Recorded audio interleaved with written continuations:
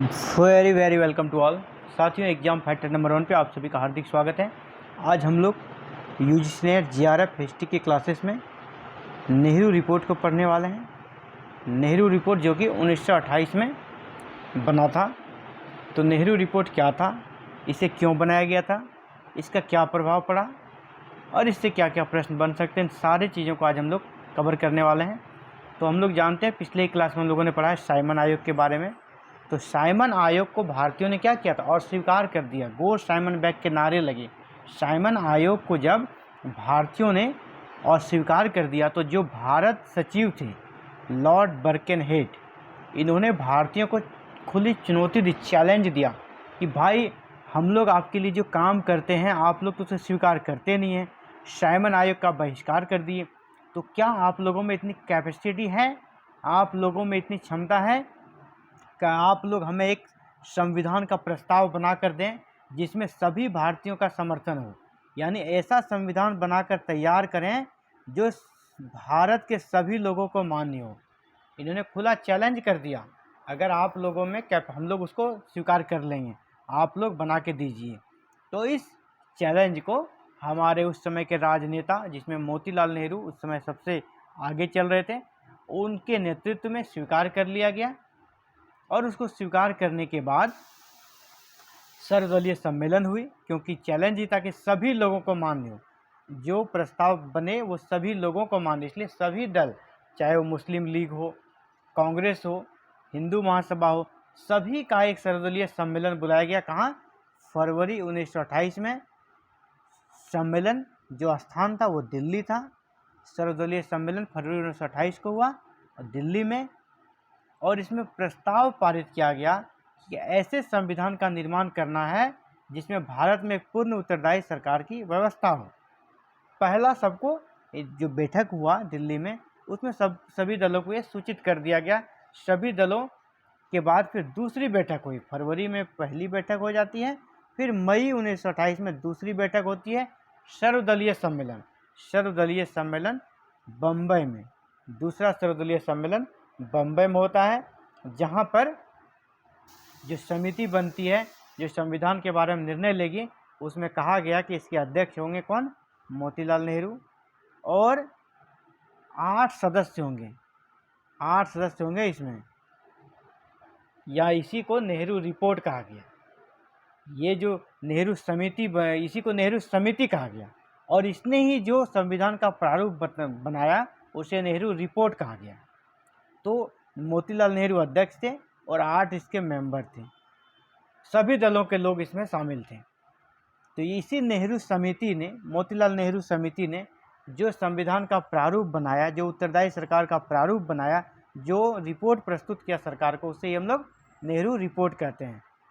तो इसमें कौन कौन से मुख्य सदस्य थे, थोड़ा नाम हम लोग को याद रखना चाहिए। मोतीलाल नेहरू अध्यक्ष थे। इसके अलावा तेज बहादुर सप्रू, सुभाष चंद्र बोस, MS रेने, मंगल सिंह, अली इमाम, GR प्रधान, शोएब कुरैशी, ये सारे लोग थे इसमें नेहरू समिति में। मोतीलाल नेहरू जो कि इसके अध्यक्ष थे, इस समिति ने अगस्त 1928 में, इस नेहरू समिति ने अगस्त 1928 में अपनी रिपोर्ट प्रस्तुत कर दी सरकार को। और इसी रिपोर्ट को नेहरू रिपोर्ट के नाम से जाना गया, क्योंकि मोतीलाल नेहरू इसके अध्यक्ष थे। इसमें जो सबसे मेन बात था, सबसे मुख्य बात था, वो ये था कि भारत को एक डोमिनियन स्टेटस का दर्जा दिया जाए। ये मुख्य मांग था इनका। डोमिनियन यानी अधिराज्य। इसका अर्थ होता है कि ब्रिटिश राज्य से पूर्ण स्वतंत्रता नहीं चाहिए, ब्रिटिश साम्राज्य के अंतर्गत रहते हुए ही आंतरिक मामलों में स्वायत्ता, जैसे कि कनाडा, ऑस्ट्रेलिया जैसे जो ब्रिटिश के उपनिवेश थे, वहाँ पे उन लोगों को जिस प्रकार से स्थानीय स्वायत्ता मिली थी, आंतरिक मामलों में स्वायत्ता मिली थी, उसी प्रकार की स्वायत्ता की मांग की, उसी को कहते हैं डोमिनियन स्टेटस। तो लेकिन यहाँ आप ये स्पष्ट कर देता हूँ कि ब्रिटिश साम्राज्य के अधीन रहते हुए आंतरिक स्वायत्ता, ब्रिटिश साम्राज्य से अलग होकर नहीं, इसी का मांग रखा था। इसमें और भी बातें थी कि भारत एक संघ होगा, पूरे जो भी भारत में टेरिटरी है, क्षेत्र हैं, उनको मिलाकर एक संघ बनेगा। जिसके नियंत्रण में केंद्र में एक द्विसदनीय विधानमंडल होगा। तो विधायिका जो होगी केंद्र में, वो उसमें 2 सदन होंगे। जैसे आज भी हमारे केंद्र में विधायिका कितने सदन की? 2 सदन की, एक लोकसभा, दूसरा राज्यसभा। इसी प्रकार मंत्रिमंडल का भी गठन होगा और मंत्रिमंडल सदन के प्रति उत्तरदायी होगा। ये दूसरा जो प्रस्ताव था वो दिया गया। इसके बाद कहा गया शक्तियों का विभाजन होगा, यानी जब संघ की बात है तो केंद्र और प्रांतों में शक्तियों का विभाजन होगा और जो शक्तियां बच जाएगी, जो केंद्र सूची में भी नहीं है और राज्य सूची में भी नहीं है, यानी जो अवशिष्ट शक्तियां हैं वो केंद्र के पास रहेगी। यानी आज हमारा जो संविधान का प्रारूप है बिल्कुल इसी के अकॉर्डिंग है। केंद्र और प्रांतों में शक्तियों का विभाजन है और जो अवशिष्ट शक्तियां हैं वो केंद्र के पास है। तो इसकी नींव कहाँ रख दी गई थी? नेहरू रिपोर्ट में ही रख दी गई थी। एक चीज़ जो कि ऑब्जेक्टिव में पूछा जाता है, सिंध को बम्बई से पृथक कर प्रांत बनाया जाए। यानी आपसे पूछा जाएगा किस प्रांत को बम्बई से अलग करने का प्रस्ताव नेहरू रिपोर्ट में दिया गया था? तो सिंध को कहा गया था कि सिंध को अलग कर देना है बम्बई प्रांत से, सिंध को बम्बई प्रांत से अलग कर देना है। इसके अलावे कहा गया सिंध को तो अलग करना ही था, इसके अलावा उत्तर पश्चिमी सीमा प्रांत को ब्रिटिश भारत के अन्य प्रांतों के समान वैधानिक अधिकार स्तर प्रदान किया जाए। जो उत्तर पश्चिमी सीमा प्रांत जो थे उसे अन्य प्रांतों के समान वैधानिक स्तर दिया जाए, क्योंकि उसको बहुत सारे मामलों में उन पे ज़्यादा नियंत्रण रहता था सरकार का, क्योंकि सीमावर्ती क्षेत्र होते थे तो उस नियंत्रण के लिए अलग अलग कानून बनाए जाते थे। कहा कि नहीं, उसको अन्य प्रांतों की तरह ही वहाँ पर भी विशेष अधिकार दिया जाए, उसे वहाँ जो नियंत्रण बहुत ज़्यादा है उसे ढील दिया जाए। इसके साथ ही देशी राज्यों के क्या अधिकार होंगे, क्या विशेष अधिकार होंगे, वो स्पष्ट किया जाए, उसे स्पष्ट किया जाए, इसका रूपरेखा बिल्कुल क्लियर हो, इस प्रकार की बातें की गई। इसके साथ ही गवर्नर जनरल की शक्ति को कहा गया कम कीजिए। गवर्नर जनरल ठीक है हमारे प्रमुख होंगे, लेकिन वो संवैधानिक प्रमुख होंगे। वास्तविक प्रमुख जो होगा वो किसी भारतीय पद को, जो को भारतीय होंगे उन्हें मिलना चाहिए। जैसे हम लोग जानते हैं संवैधानिक प्रमुख कौन, अभी हमारे राष्ट्रपति होते हैं, उसी तरह गवर्नर जनरल का पद को सर्वोच्च माना गया, लेकिन वो बस संवैधानिक प्रमुख रहेंगे।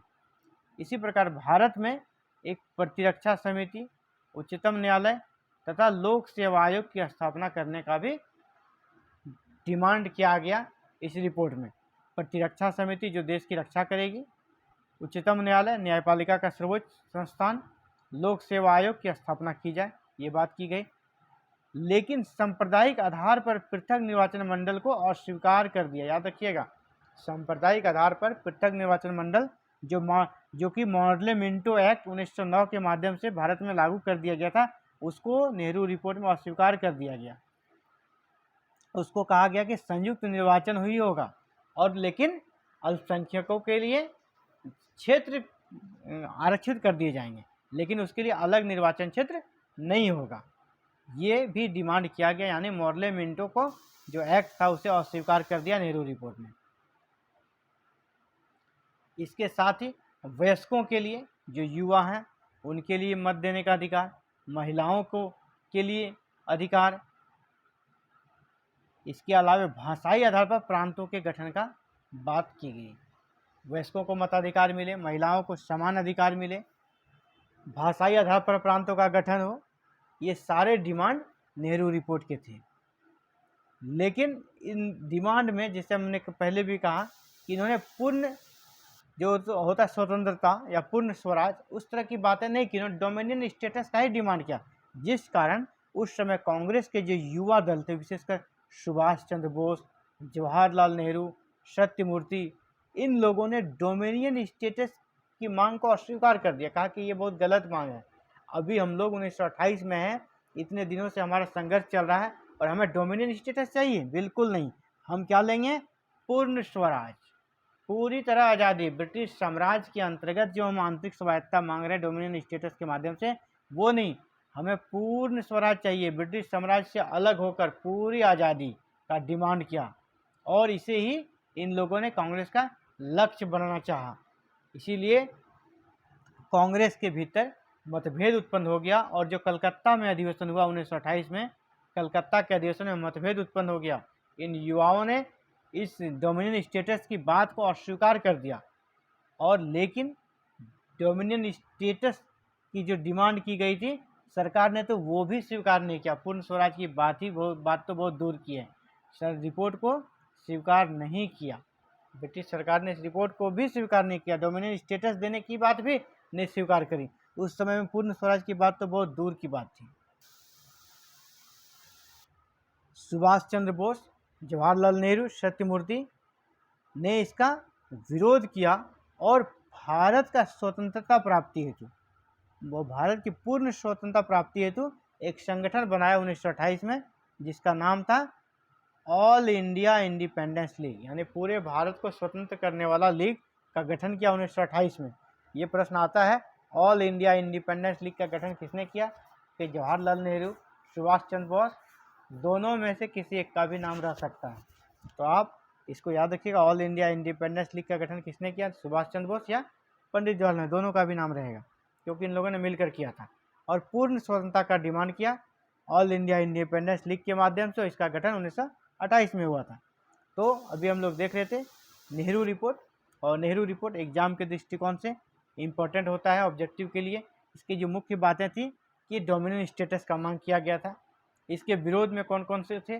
सुभाष चंद्र बोस, जवाहरलाल नेहरू, सत्यमूर्ति, और इन्होंने कौन सा संगठन बनाया?